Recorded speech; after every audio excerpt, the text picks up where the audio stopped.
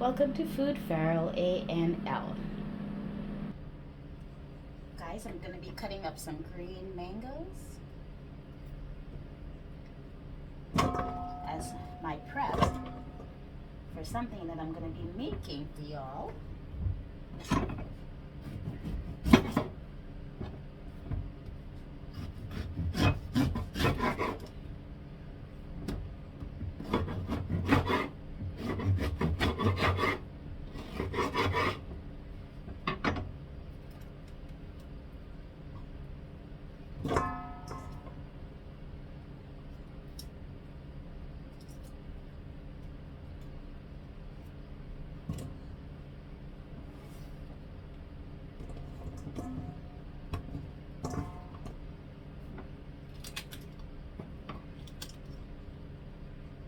You're going to need firm green mangoes to do this dish.